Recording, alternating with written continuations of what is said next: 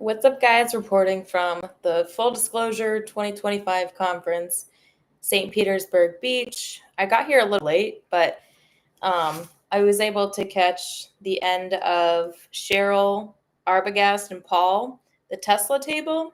So they're involved with the med beds. And I've actually been in a med bed. They're pretty amazing. And there's seemingly throughout the years, all my experience with med beds, there's like different ways of making them. The ones that they have are a little bit more, I think, high tech and like long sustainable. They cost like $12,500 to $1,500. But what they do is bring the body back into homeostasis so it can heal any ailment that is in the body. Any demonic attachment cannot survive when you're in a med bed. So it heals people of physical ailments and any kind of spiritual imposition. And they were explaining all the technology. It makes a lot of sense to me because I have a lot of background in this. So that was pretty awesome.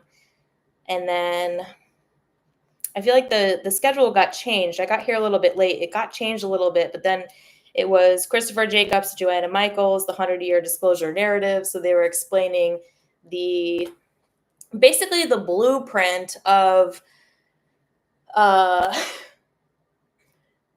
it's very complex. It's like not that complex, but it kind of is. They were explaining all of the different ET groups and one kind of New World Order type of agreement that they had to come into. This history goes back to millions of years, but I think like when we think like, oh my God, that was so long ago, I feel like time is a little convoluted. It gets like recycled and it feels like it was so long ago, but I feel like all the time is like kind of coming into like real time. And this is why a lot of people are experiencing a lot of different versions of reality, like in real time in this current lifetime, because we're wrapping up a longer cycle of time. But they laid out, and it makes sense. Like it sounds kind of like crazy and out there, but it actually makes sense. It makes sense to everything that they were saying, and it's helpful.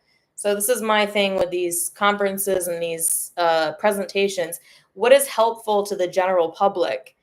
And there are definitely presentations that are helpful to the general public. So I think the general public could very greatly benefit from, the technology of the med bed and history of the ET races and the way that they translate into like the world you're living in now. And it paints a contrast to like the very limited scope of history that you are given and being fed to focus on, that is like a distraction from like a larger perspective that is actually going on.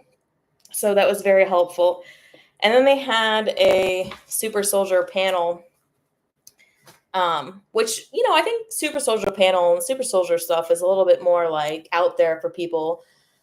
But, it's cool for them to get exposure. I've been in these conferences for a very long time. I took a long break. I did boots on the ground work. I was doing real life work for a long time. So I'm just now coming back around because these conferences used to be very dangerous. A lot of us know, and we're laughing now about how like people used to literally try to kill you at these conferences.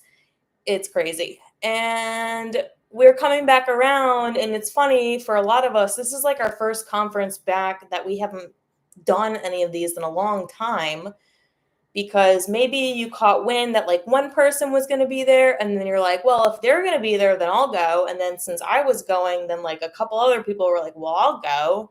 And that's how it works. And I think this is going to snowball into the future of these conferences, because a lot of this information is useful to the general public. You don't have to be, directly involved with any of this like ET super soldier stuff. The stuff with the med bed, the Tesla technology, that's for everybody, right? I was just chatting with some people. This gal is like an herbalist. So not only are the presenters like really useful information, not only is that useful information, but it's like the people that you meet at these conferences hold a lot of useful information because they are also pioneering their own endeavor in the ways that they know the things that they specialize in. I feel like I specialize in the fact that like I know a ton of people here from years past, kind of like bringing all these people together. And I feel like that is what it takes. It's like a unification effort, bringing all these people together. At first, they're a little awkward because there's all these like unknowns that separate people. But when you get to socialize, when you get to come together, when you get to just like talk freely about like amongst like-minded people, you find that also a lot of the value in these conferences come from the other attendees who also have a wealth of information on their own. So this has been really great. I just got here though. We're going to be here for another 2 days. Daniel says, nice, you're there. Tape some classes or conferences and put them up on your channel. Well, you can buy them actually. This is how these conferences go. Like if you don't come in person, then you can buy the lives. You can buy like the documented version of it after the fact. So the best thing though is to like get here in real life in person. That's where I think the biggest value lies. So when I came here, I wasn't expecting to necessarily watch the discussions because in my mind, I'm like, I've heard them all. But when I got here, I was just like, I feel guided to actually watch and take in every presentation. And I think that's where the value is. And the value is also in connecting with the people who are patrons of the conference, connecting with like-minded people. That's where I find the greatest value. So this is just day one, just a little update for you. All right. Have a beautiful night. I'll talk to you again tomorrow. Definitely talk to you again tomorrow. And I may maybe consider coming to one of these.